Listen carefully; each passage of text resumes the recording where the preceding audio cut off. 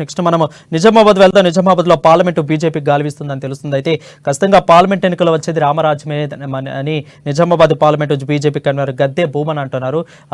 ఖచ్చితంగా బీజేపీ జెండానైతే ఎగరవేస్తాము అని చెప్తున్నారు. ధర్మపురి అరవింద్ చేతిలో ఓడిపోతానని తెలిసి కవిత నిజామాబాద్ నుంచి తప్పుకున్నారంటూ చెప్తున్నారు. దీని మీద పూర్తి అప్డేట్స్ మా నిజామాబాద్ ప్రతినిధి నవీన్ అందిస్తారు. నవీన్, చెప్పండి.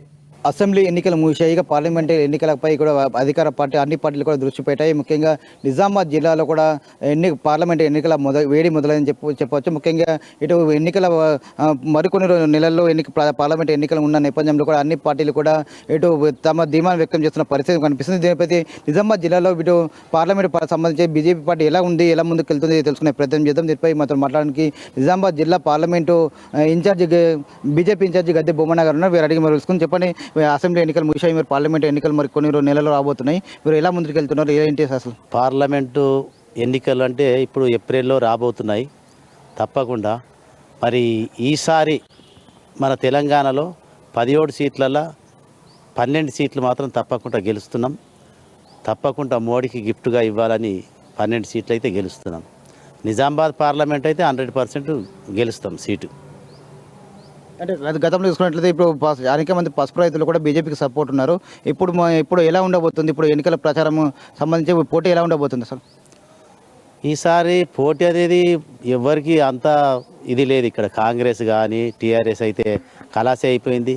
కాంగ్రెస్కి అయితే క్యాండిడేట్ లేడు. మరి ఉన్నది బీజేపీకి క్యాడర్ ఉన్నది, క్యాండిడేట్ ఉన్నాడు. మరి ఇంతకుముందు వాగ్దానం చేసిన ప్రకారంగా పసుపు బోర్డు తెచ్చిండు బాండ్ పేపర్ మీద రాసిచ్చి. మరి ఈసారి నిజాం షుగర్ ఫ్యాక్టరీ ఏదైతే ఉందో బోధన్లో, దాన్ని కూడా మరి ఈసారి గెలిచిన తర్వాత మోడీతోని మాట్లాడి తప్పకుండా మోడీ గారు కూడా మరి అరవింద్ అన్నకు బాగా సపోర్ట్ చేస్తూ ఏది అడిగినా ఇస్తున్నాడు. అది మరి మన నిజామాబాద్ ప్రజలకు చాలా పార్లమెంట్లో అన్నీ ఉపయోగపడతాయి.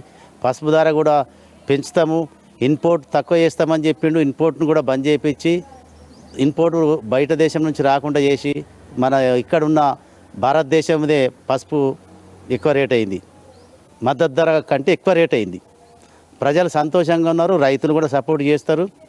పసుపు రైతులు సపోర్ట్ చేస్తారు, వడ్ల రైతులు సపోర్ట్ చేస్తారు, చెరుకు రైతులు సపోర్ట్ చేస్తారు. ఇప్పుడు అన్నిట్లో ముందున్నాం. అంటే ముఖ్యంగా పసుపు బోర్డు విషయంలో కూడా 100 రోజుల్లో తెప్పిస్తామన్నారు. ఇంతవరకు తెప్పియలేరు పసుపు బోర్డు కూడా. కానీ ఎన్నికల సమయంలో కేవలం ప్రధానమంత్రి మోడీ చేతులనే వాగ్దానం చేశాను. ఇక్కడ ఇంతవరకు కూడా ఎక్కడ పెడతామని కూడా చెప్పాలని పరిస్థితి ఉంది. ఎంతవరకు రైతులు నమ్ముతారు అసలు? కానీ అప్పుడు కూడా చెప్పినప్పుడు, ప్రధానమంత్రి చెప్పినప్పుడు కూడా ఎలక్షన్ కోడ్ వచ్చింది. మరి ఇప్పుడు కూడా ఎలక్షన్ కోడే వస్తుంది కొద్ది రోజుల్లో. కానీ పెడతామన్నప్పుడు మోడీ వాగ్దానం చేసినట్టే కంపల్సరీ చేస్తాడు. ఇక్కడ తెలంగాణ ప్రభుత్వం కూడా దానికి మరి ప్లస్ కూడా మనకు ఇవ్వాలా.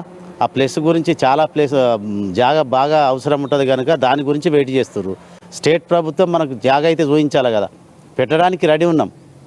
ఇప్పుడు స్టేట్ ప్రభుత్వం జాగా చూపిస్తేనే కదా మనం చేసేది. ప్రధానంగా చూసుకున్నట్లయితే బీఆర్ఎస్ పార్టీలో కూడా గతంలో కవిత చేత ఇటు బీజేపీ చేతుల్లో ఓడిపోయిన పరిస్థితి ఉంది. ఇప్పుడు కవిత కూడా బరిలో ఉండదని కూడా తెలియని పరిస్థితి. ఒకవేళ వేరే కవిత ఉంటే ఎలా ఉంటుంది, కవితలో కూడా వేరే ఉంటాయి, బీఆర్ఎస్ పార్టీతో ఎలా ఉంటుంది పోటీ? కవిత ఉన్న నిజామాబాద్ పార్లమెంట్ ప్రజలకు అందరికీ తెలుసు కవితను ఏ విధంగా ఓడగొట్టిర్రో. ఒక సీఎం ఉన్నప్పుడు సీఎం కూతురునే ఓడగొట్టినట్టు ఇప్పుడు నా ఏదీ లేదా, నా గరక నా ఘాటుక అన్నప్పుడు ఇంకెక్కడ నిలబడుతుంది? నిలబడితే అంత పెద్ద దమ్ముంటే నిలబడి చూడు మళ్ళీ ఒకసారి.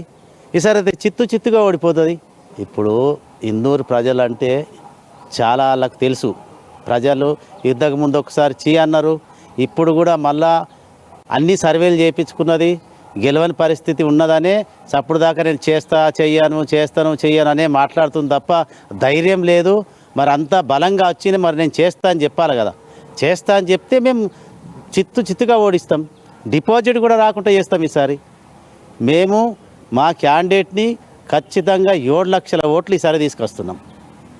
కాంగ్రెస్ పార్టీ కూడా ఈసారి బలంగా ఉంది. పార్టీ ప్రభుత్వం కూడా ఏర్పాటు చేసుకున్నది. మరి కాంగ్రెస్ పార్టీ మీకు పోటీ అనుకుంటారా, బీఆర్ఎస్ పార్టీ పోటీ అనుకుంటారా అసలు? మాకు కాంగ్రెస్ పార్టీ పోటీ కాదు, బీఆర్ఎస్ పార్టీ పోటీ కాదు, రెండు మామూలే అయిపోయినాయి. ఇప్పుడు 6 పథకాలు ఇస్తా అని చెప్పిండు కదా రేవంత్ రెడ్డి. మరి ఏమి ఇచ్చిండు? ఏ ఒక్కటి లేదు సరిగా.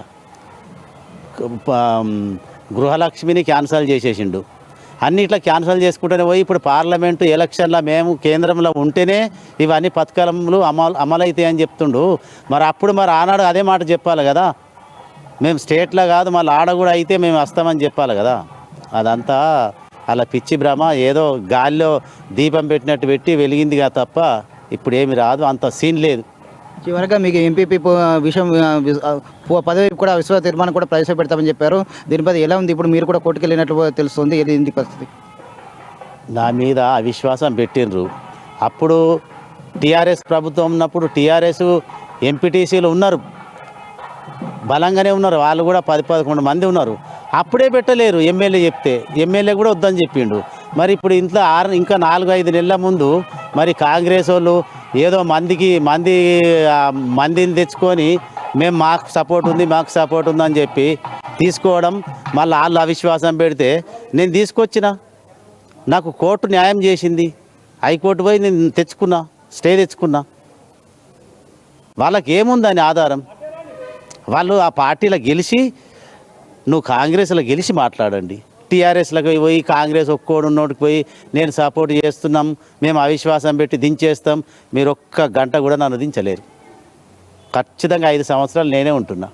రైట్, ప్రధానంగా ఒకటి చెప్తున్నారు, పార్లమెంట్ ఎన్నికల దృష్టిలో పెట్టుకొని తమ పార్టీ కూడా ప్రజలకు వెళ్తుందని చెప్పి, ఖచ్చితంగా గతంలో ఎలా అయితే గెలిచామో ఈసారి కూడా అత్యధిక మెజారిటీతో గెలుస్తామని చెప్పి ముఖ్యంగా చెప్తున్నారు.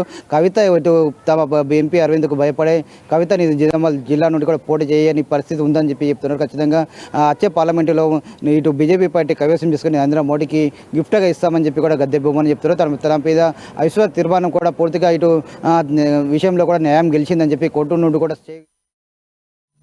Thank you Naveen. అదే చూసుకున్నట్లయితే నిజామాబాద్లో ఖచ్చితంగా బీజేపీ కన్వీనర్ గద్దె భూమన్న చెప్తున్నారు, ఖచ్చితంగా ఈసారి నిజామాబాద్లో బీజేపీ జెండా ఎగరవేస్తాం, కవిత కావాలని తెలిసి ఖచ్చితంగా అరవింద్ చేతిలో ఓడిపోతానని తెలిసి సర్వేలు చేయించుకొని వెనుదిరిగిందని అయితే భూమన్న చెప్తున్నారు.